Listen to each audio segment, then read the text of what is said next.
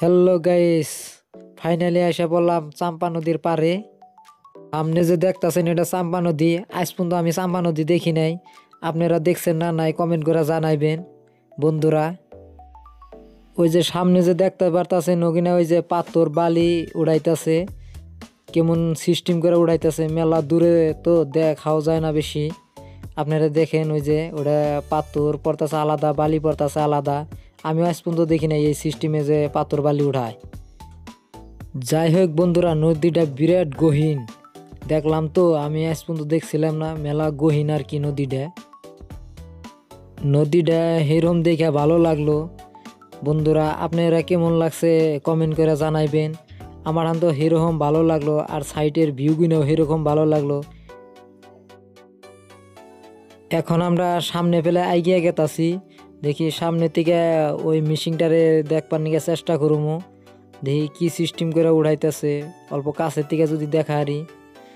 দেখেন বন্ধুরা সাইডে এই যে কিরকম পাথর পাথর আর পাথর এই সাইড দিয়ে খালি।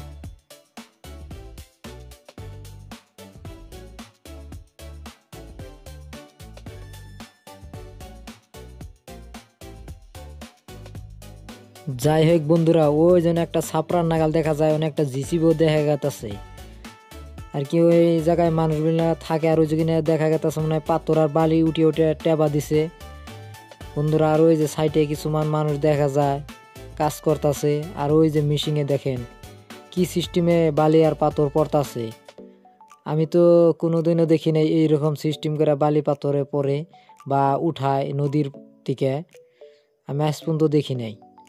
যাই হোক বন্ধুরা, অন্তিকা আইসা বললাম, আইসা অল্প আইগে আসলাম। এদিকে ধান কাটতাছে। এই যে দেখেন বন্ধুরা, ধান কাটা মেশিন কিরকম করে ধান কাটতাছে কমেন্ট করে জানাইবেন। আর ধান কাটারও সেরকম ভালো লাগলো।